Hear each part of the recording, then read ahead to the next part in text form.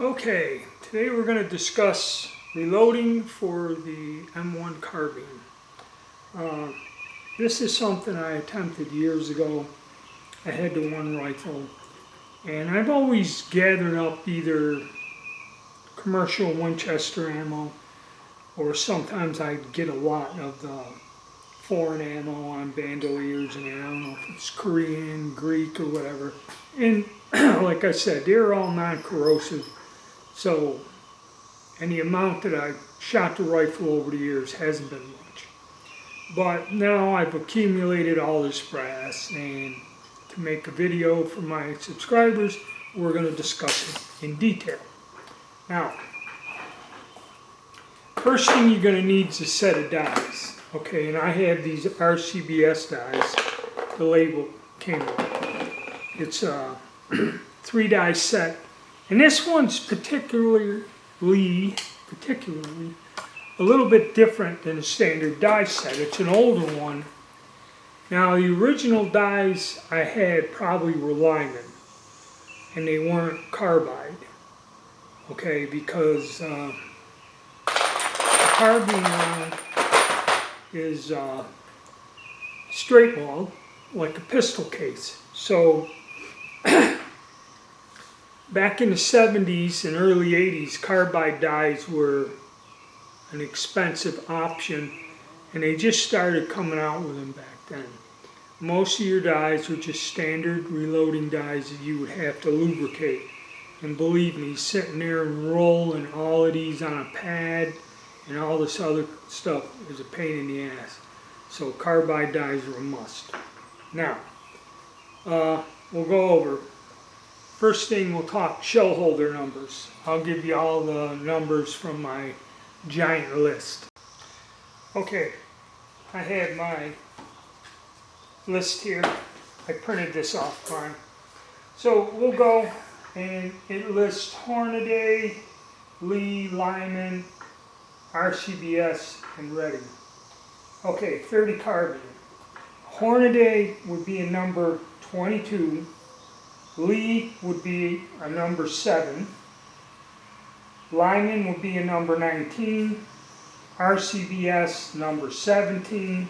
And Redding number 22. So those are the shell holders you have to get. I got an RCBS 17. Now, like I said, these are an older set of dies. And I believe I purchased these in a set when I bought this huge compilation of dies. These were in there, and they're like brand new. But I believe these are an older 3-die set. I'll show you the booklet, the diagram, and how it works. And it is a carbide die, an early one. That's how RCBS made them back in the day. I got a 357 Magnum from them. It was a carbide. And this one works a little bit different than the others. I'll get the booklet out.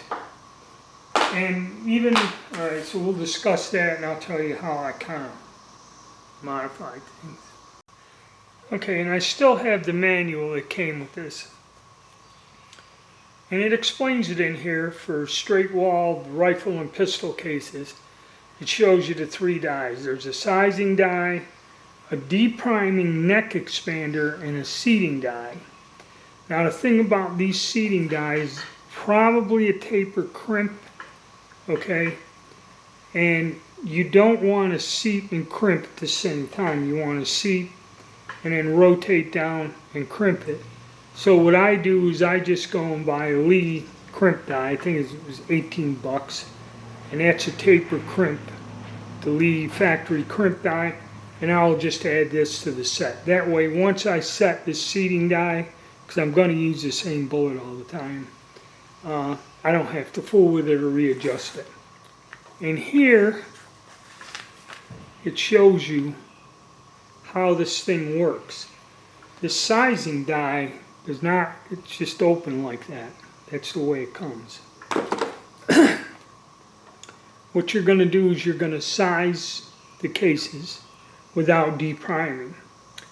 Then you see this other thing, it deprimes, and then this expands the K-stack. So you don't need an M die or an expansion plug. It kind of does this. So what this will do is just squeeze the case to where it'll drop in.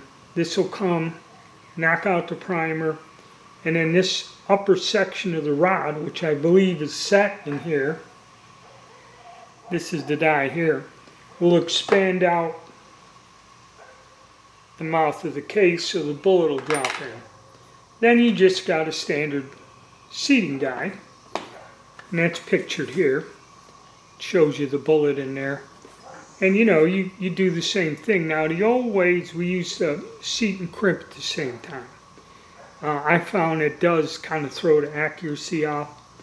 So what I would have done if I didn't have another die is seat them all without crimping, back the plug up, and then reset the die a little lower to get the right crimp, and then crimp it. And it does give you those instructions in here to do that.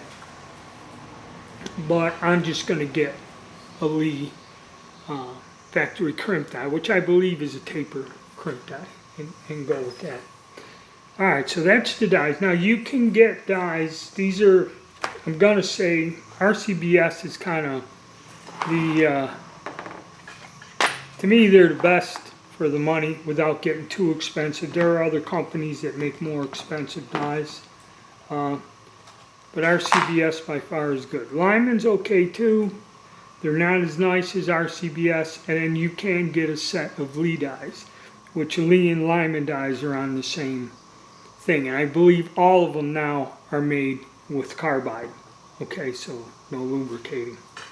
Alright, then we'll go on to the bullets. Alright, bullets are going to be kind of standard. These are the Hornady 30 caliber, 308 diameter, 110 grain bullets. And if you notice, these bullets, they're specifically shaped for this cartridge. Okay, I believe Barry's makes a plated bullet, which I think they'd work fine. I believe PPU and several other manufacturers make them.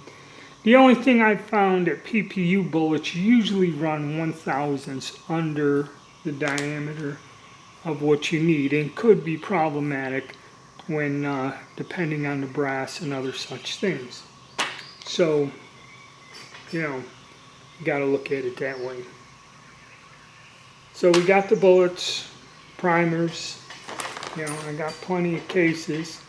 These use small pistol primers, and probably the only two cartridges that I reload would be the 5.56 or the 223 and this.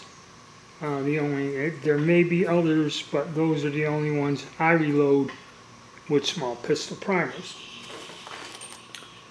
So that's about it. Another thing that could be good, you know, for yourself is to get one of those loaded case gauges like I have. It might, you know, depends. If you're going to load a lot or you run into problems where the thing isn't sizing right, and that will help you catch the problems that you may run into. What do I mean by a case gauge or ammo checker? This here is one of the blocks. This Lyman makes this, and this covers all the different handguns. You can get these individually for a cartridge. I have them for 308 and that. But this is one sure way to help you. And basically, you would stick a cartridge in and it has to be flush.